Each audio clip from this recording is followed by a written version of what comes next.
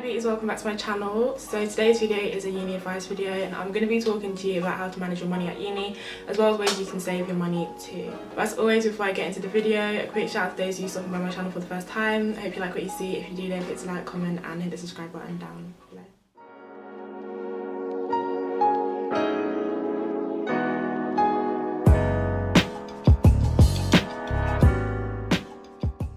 I've written some stuff down on my phone so that I don't come here and start rambling. But before I get into the whole managing your finances and how to save money, I just want to talk to you about your sources of income whilst at uni. And most of them aren't necessarily income, but it's just ways that you'll get money whilst at uni to kind of pay for stuff. So the first thing I would say is student finance. Student finance is a loan from the government to basically help you pay your way for uni. The first one you get is your tuition fee, which is what you pay to the university per year. It's currently £9,250 per year, I believe.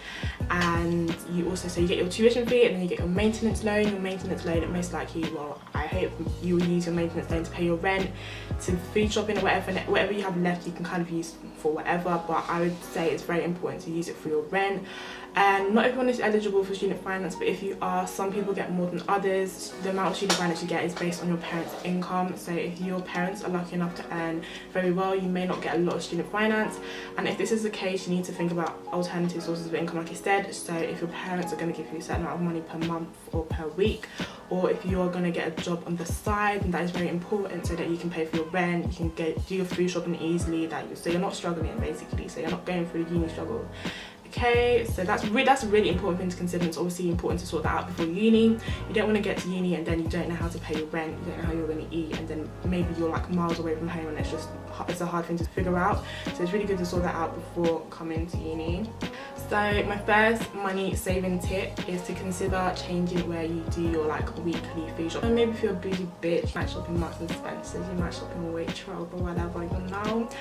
But in the long run, sis, that is not necessarily the best idea, the best thing to do whilst at uni. That's where you like to shop, and that's fine, but do it if you know that you can keep up that lifestyle without going broke at the end of the year, because you need to learn to prioritize your money. If it makes more sense to shop somewhere cheaper, then I suggest do so. And there's absolutely nothing wrong with that. You'll find that places like Lidl and Aldi sell things a lot cheaper. I recently saw a thread, I've been knowing this, like, you know, I love me some Lidl, I love me some Aldi. I actually live on top of Lidl, but like I saw this thread on Twitter and people were saying that, oh, they thought Lidl and Aldi were for broke people because this stuff is so cheap. Like, there is that stigma that when things are so cheap there's something wrong with it or it's dodgy. That is not always the case. So you'll find that they're selling the same things that you see in Tesco, Sainsbury's, even the Marks and Spencer's, maybe the Marks and Spencer's, but it's just cheaper and it's a good thing in the long run. You can do a weekly shop in Lidl and Aldi. If I say 15, you can do a good weekly shop and get everything you need, whereas if you did it in Tesco or Sainsbury's, you're looking at maybe 20, 25, depending on what you buy. So consider changing where you do your food shop, because in the long run you're going to save so much money and you'll have money left over to kind of do whatever you want, which is always really nice. Next tip is to be a smart shopper, to learn to shop around. Sis, I'm telling you, that is me. I am a smart shopper and I'm very proud of that. Okay, you'll find that some places are selling something for £30 somewhere else is selling that same thing for £15. You're gonna feel like a dickhead, you're gonna feel bumped. And sis, I don't get bumped because I shop around. I'm not getting bumped. One place I would say that is a good example of shopping around is Savers. Savers sell the same stuff that's like in Boots, Superdrug, but so much cheaper. Sis, I get my toiletries, skincare stuff from Savers because I'm not actually getting bumped. In Boots and Superdrug they can sell it for like £5. In Savers it's like £3, which doesn't seem like a lot, but if you're doing like a big shop, you're buying like maybe your whole skincare routine, that £50 that you spend at Superdrug or Boots could be like £30.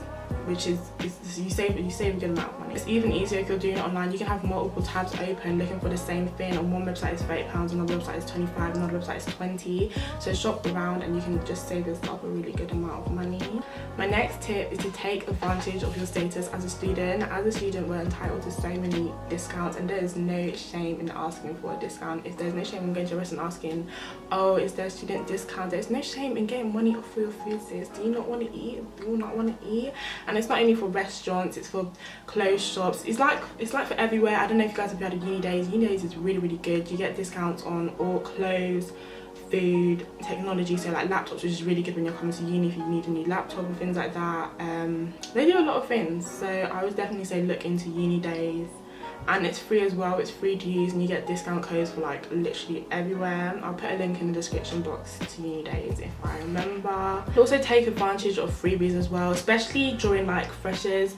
A lot of places do like free stuff for freshers just to kind of like introduce them to their businesses or whatever. Like my next tip is to learn to cook, even if it's only 2 or 3 simple meals, because takeaways may seem cheap but in the long run it does build up. Because it may seem, because like here, what, 6 wings and chips you can get up for like $2.99. Where I live, 6 wings and chips, sis, that's gonna be like £6, and that's probably not even gonna come with a drink.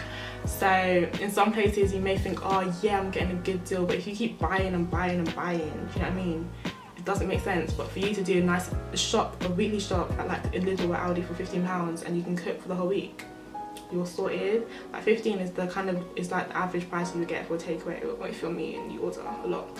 But anyway, learn to cook 2 or 3 simple meals, and then every now and then you've saved up your money and you can treat yourself to a takeaway. And this goes for Mandem too, okay? It's not everyday uni life. Learn to cook, sis, alright? Lovely.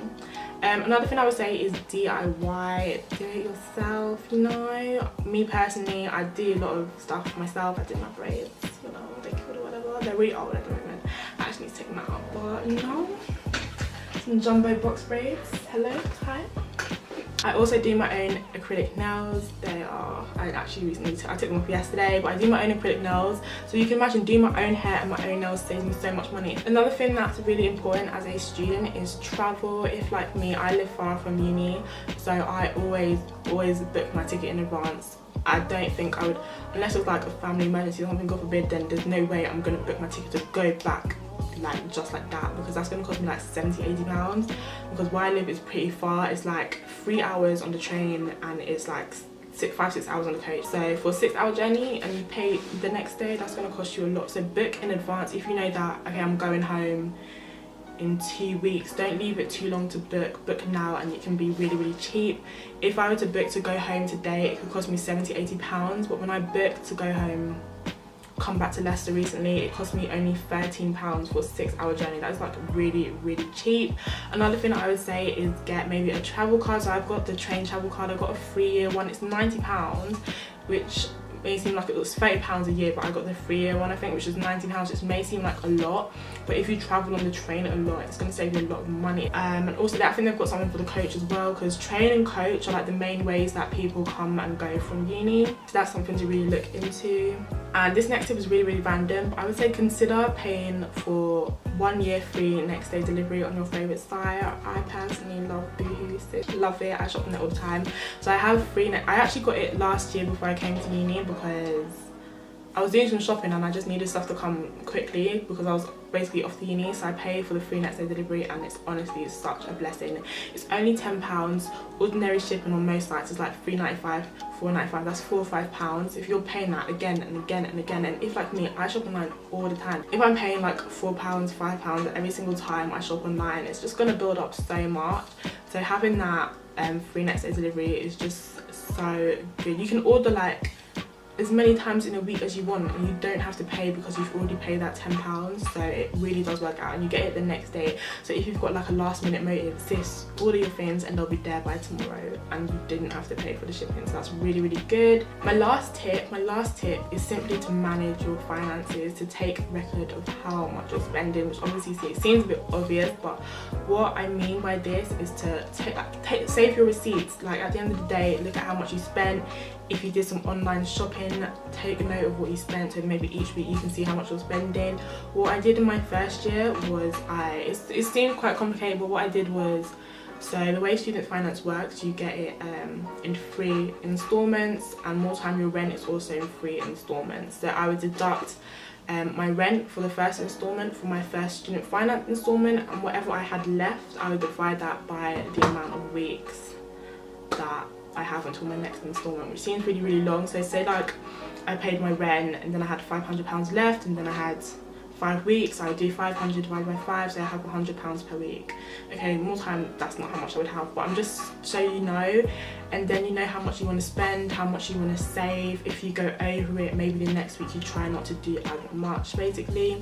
And I did that, and it really helped. I actually managed to save about £600 for my student finance, and that was really good, because I planned on getting a job in the summer and I didn't. So having that leftover money for my student finance really helped me. I even still have like a little bit left, so doing things like that really help in the long run if maybe, you know, you want to save the money for something or whatever. Yeah, that's the end of the video, guys. I hope it was helpful. I do talk pretty fast and I tend to ramble, but I hope it was making sense or whatever. So yeah, thanks for watching. If you did enjoy this video, don't forget to like, comment and hit the subscribe button down below.